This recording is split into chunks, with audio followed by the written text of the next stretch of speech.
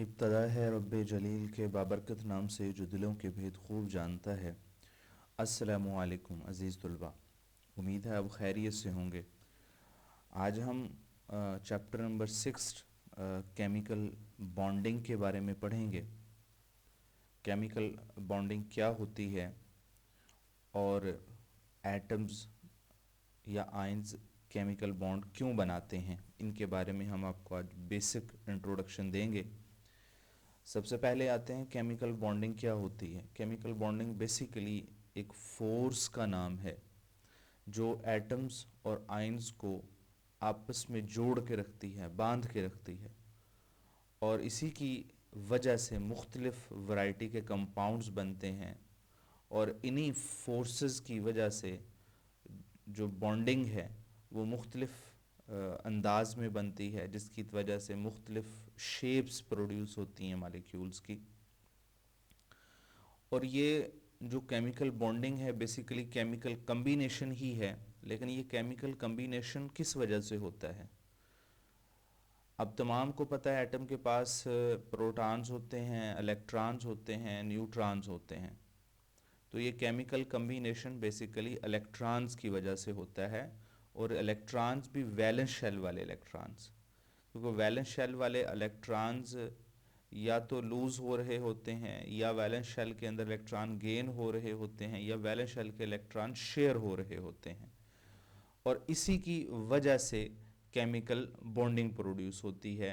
Ionic bonding है, जैसे chemical bonding, covalent bonding है, ये आपने पहले भी पढ़ी होती हैं मैट्रिक लेवल पे। अच्छा जी, इन्हीं केमिकल बॉन्डिंग को एक्सप्लेन करने के लिए मुख्तलिफ थीरीज़ आई, जिनमें जो है वेल नोन थीरीज़ में वैलेंस बॉन्ड थीरी है, और मलिकुलर ऑर्बिटल थीरी है, वेस्पर थीरी है। ठीक है जी, इस चैप्टर के अंदर हम इन थीरीज़ के बारे में भी डिस्कस करेंगे। अब नेक्स्ट क्वेश्चन ये है कि एटम्स या फिर आयंस केमिकल बॉन्ड क्यों बनाते हैं। आमतौर पे एलिमेंट्स की केमिकल रिएक्टिविटी जो होती है वो उनके इलेक्ट्रॉनिक कॉन्फ़िगरेशन पे डिपेंड करती है, और केमिकल रिएक्टिविटी के हवाले से एलिमेंट्स पीरियोडिक टेबल में दो तरह के हैं। एक वो एलिमेंट्स हैं जिन्हें हम स्टेबल एलिमेंट्स कहते हैं, इनर्ट एलिमेंट्स कहते हैं। एक वो हैं जो रिएक्टिव एलिमेंट्स हैं। जो इनर्ट एलिमेंट्स हैं वो केमिकल कम्बिनेशन को पसंद नहीं करते, जैसे नोबल गैसेस हैं, हीलियम है, नियॉन, आर्गन, क्रिप्टॉन, जीनॉन। ये बहुत लिटिल टेंडेंसी शो करते हैं केमिकल बॉन्ड बनाने के लिए। ये आपस में भी बॉन्ड नहीं बनाते, जैसे जीनॉन जीनॉन के साथ बॉन्ड नहीं बनाता, क्रिप्टॉन क्रिप्टॉन के साथ नहीं बनाता, आर्गन आर्गन के साथ नहीं बनाता। इसकी बुनियादी वजह क्या है, इनके वैलेंस शेल के जो ऑर्बिटल्स होते हैं या सब शेल वो कम्प्लीटली फिल्ड होते हैं। जैसे हीलियम है 1s2, ऐसा, और सब शेल में दो ही इलेक्ट्रॉन आ सकते हैं, दो मुकम्मल हैं। या फिर इनकी इलेक्ट्रॉनिक कॉन्फ़िगरेशन NS2 NP6 होती है हीलियम के अलावा, जैसे नियॉन, आर्गन, क्रिप्टॉन, जीनॉन है। पी ऑर्बिटल सब शेल भी कम्प्लीटली फिल्ड हैं, एस सब शेल भी कम्प्लीटली फिल्ड हैं। जिनके सब शेल वैलेंस शेल के कम्प्लीटली फिल्ड होते हैं वो केमिकल कम्बिनेशन शो नहीं करते, उन्हें ज़रूरत नहीं है बॉन्ड बनाने की। ठीक है जी। और दूसरे नोबल गैसेस के अलावा जितने भी एलिमेंट्स हैं उन्हें रिएक्टिव एलिमेंट्स कहते हैं, क्योंकि उनके वैलेंस शेल के सब शेल जो होते हैं वो पार्शली फिल्ड होते हैं। वो भी नोबल गैसेस की तरह अपने वैलेंस शेल को कंप्लीट करना चाहते हैं, और उसी की वजह से केमिकल बॉन्डिंग शो कर रहे होते हैं। ठीक है जी। अब दूसरे एलिमेंट जब नोबल गैसेस की नकल करते हैं, उनकी कॉपी करने की कोशिश करते हैं, तो उस यानी कि हीलियम के अलावा बाकी जितने एलिमेंट्स हैं अपने वैलेंस शेल में 8 इलेक्ट्रॉन्स रखते हैं, तो दूसरे जो नोबल गैसेस के अलावा एलिमेंट्स हैं वो भी यही चाहते हैं कि मोस्टली एलिमेंट्स के हमारे वैलेंस शेल में भी 8 ही इलेक्ट्रॉन हो जाएं। तो इस के बुनियाद पे एक रूल बनाया गया जिसे कहते हैं ऑक्टेट रूल। ऑक्टेट रूल क्या है कि मैक्सिमम जो टेंडेंसी एटम की to gain 8 electron in their valence shell is called octet rule. Nitrogen जैसे बॉन्ड बनाएगा, वो भी चाहता है मेरे वैलेंस शेल में 8 इलेक्ट्रॉन पूरे हो जाएं। फ्लोरीन बॉन्ड बनाना चाहता है, वो भी चाहता है कि मेरे वैलेंस शेल में 8 इलेक्ट्रॉन पूरे हो जाएं। सोडियम क्लोराइड है, सोडियम 1 इलेक्ट्रॉन लूज़ करके अपने वैलेंस शेल में 8 इलेक्ट्रॉन पूरे कर लेता है। क्लोराइड जो है वो अपने वैलेंस शेल में 8 इलेक्ट्रॉन 1 इलेक्ट्रॉन गेन करके पूरे कर लेता है।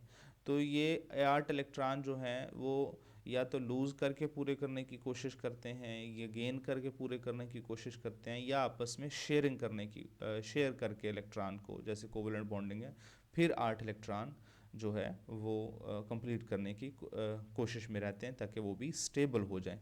लेकिन ज़रूरी नहीं कि ऑक्टेट रूल हर एलिमेंट ही फॉलो करे, यूनिवर्सल रूल नहीं से बनाया जा सकता कि ऑलवेज़ यही ओबे होगा। जैसे फास्फोरस पेंटाफ्लोराइड है, SF6 है, BCl3 है, इसमें फास्फोरस सल्फ़र और बोरान जो हैं ये पॉली एटॉमिक एटम हैं, सेंट्रल एटम कहा जाए इनको तो गलत ना होगा कि ये अपने वैलेंस शेल में 8 इलेक्ट्रॉन पूरे नहीं करते, हालांकि ये केमिकल बॉन्ड बना रहे हैं। ठीक है जी।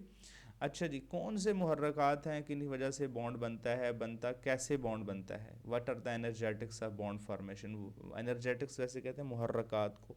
ठीक है जी। कौन से फैक्टर्स हैं, ये कौन से मुहर्रकात हैं जिनकी वजह से केमिकल बॉन्ड बन जाता है?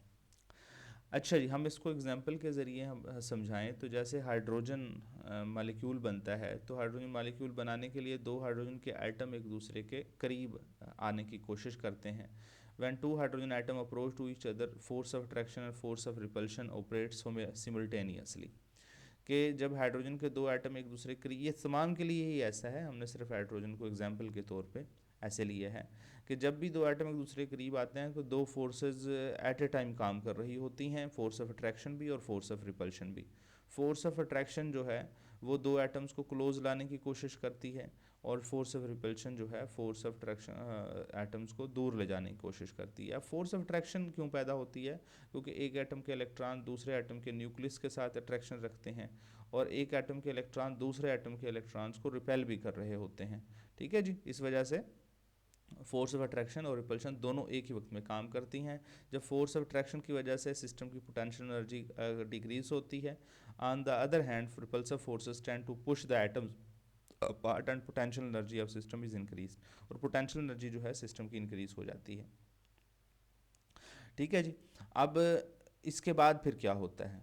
इसके बाद ये होता है कि magnitude of potential energy for attractive force more than the repulsive forces, और एक स्टेज ऐसी आती है, एक एक डिस्टेंस ऐसा आता है दो एटमों के दरमियान में जिस डिस्टेंस पे पोटेंशियल एनर्जी की मैग्नीट्यूड जो है फॉर अट्रैक्टिव फोर्सेस के लिए वो ज़्यादा हो जाती है as compare to repulsive forces के, यानी फोर्स ऑफ अट्रैक्शन डोमिनेट कर जाती हैं रिपल्सिव फोर्सेस पे। तो उस वक्त दो एटमों के दरमियान में बॉन्ड बन जाता है। ठीक है, जैसे हमने यहाँ पे एक डायग्राम के ज़रिए शो किया, दो हाइड्रोजन एटम जो हैं ये एक दूसरे से काफ़ी फासले पर हैं, फिर ये एक दूसरे के बिल्कुल करीब आते हैं। जब ये दो एक दूसरे करीब आ रहे होते हैं, साथ में आप ये लाइन भी देखें नीचे की तरफ आ रही है क्योंकि इनकी पोटेंशियल एनर्जी डिक्रीज़ हो रही होती है।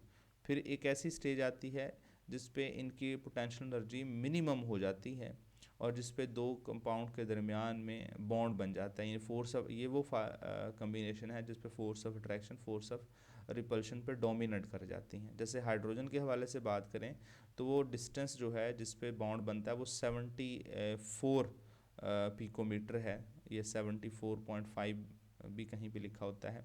तो उस वक्त इनकी पोटेंशियल एनर्जी -432 किलो जॉल पर मोल हो जाती है।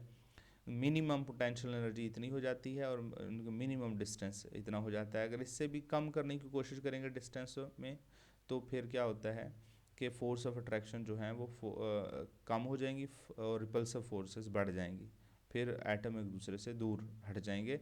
तो इसका मतलब ये है कि 74 एक ऐसा डिस्टेंस है जिसको हम कंप्रोमाइज डिस्टेंस कह सकते हैं, कि जिस पे बॉन्ड बन जाता है। अब इससे डिस्टेंस ज़्यादा भी नहीं होना चाहिए और कम भी नहीं होना चाहिए। Eventually state of correspond to distance 75.4, कहीं पे 74 भी लिखा हुआ, 75.4 भी लिखा हुआ है। जब attractive forces dominate the repulsive forces, potential energy of system minimum, इस पर पोटेंशियल एनर्जी कम से कम हो जाती है। और ये 74.5 पिकोमीटर को क्या कहते हैं, इस डिस्टेंस को इसको बॉन्ड लेंथ भी कहते हैं, ये कंप्रोमाइज डिस्टेंस भी कहते हैं। ये क्वेश्चन भी आ जाता है what is the compromise distance of the atoms. ठीक है जी, कंप्रोमाइज़ या बॉन्ड लेंथ क्या होती है, what is the compromise bond length, इसी को कंप्रोमाइज बॉन्ड लेंथ कहते हैं, क्योंकि इससे कम भी नहीं किया जा सकता, इससे ज़्यादा भी नहीं डिस्टेंस को किया जा सकता बॉन्ड फॉर्मेशन के लिए। अच्छा जी, नेक्स्ट हम टॉपिक डिस्कस करेंगे एटॉमिक साइजेस के बारे में। एटॉमिक साइजेस आमतौर पे एटॉमिक रेडियाई की टर्म में पढ़ाए जाते हैं, या आयनिक रेडियाई की टर्म में पढ़ाए जाते हैं, या फिर कोवेलेंट रेडियाई की टर्म में पढ़ाए जाते हैं। लेकिन अब क्वेश्चन ये है कि हम एटॉमिक साइजेस को डिस्कस क्यों कर रहे हैं। Size of atom is very important because many physical and chemical properties are related to it. कई फिजिकल प्रॉपर्टीज़ और केमिकल प्रॉपर्टीज़ एटॉमिक साइजेस पे ही डिपेंड करती हैं, वो आगे जाके हम डिस्कस करेंगे, जैसे आयोनाइजेशन एनर्जी है, इलेक्ट्रॉन अफिनिटी है, ये इनकी केमिकल प्रॉपर्टीज़ हैं जिसकी वो एटॉमिक साइज़ पे ही डिपेंड करती हैं। अच्छा जी, फिज़िकल प्रॉपर्टीज़ जो हैं, इनके मेल्टिंग पॉइंट्स आ गए, इनके दरमियान में फोर्स ऑफ अट्रैक्शन की इंटरमॉलिक्यूलर फोर्सेस की वजह से इनके बॉइलिंग पॉइंट, इनके इनके रेडियाई खुद भी जो है ये फिज़िकल प्रॉपर्टीज़ में आती हैं। तो इसी वजह से हम इनके एटॉमिक साइजेस को डिस्कस करना ज़रूरी समझते हैं।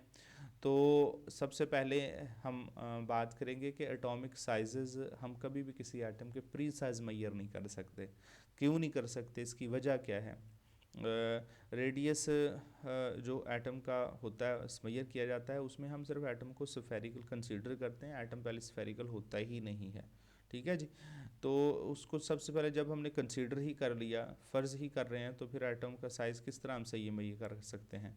अब इसमें दो रीज़न लिखी हुई हैं। There is no sharp boundary of an atom, किसी एटम की कोई शार्प बाउंड्री नहीं होती कि इलेक्ट्रॉन ने यहीं पे रह कर न्यूक्लियस के गिर्द रिवॉल्व करना है। ये डिस्टेंस कम भी हो सकता है, ज़्यादा भी हो सकता है। Probability of finding of electron never become exactly zero even at large distance from the nucleus. ठीक है जी, electronic probability distribution is affected bye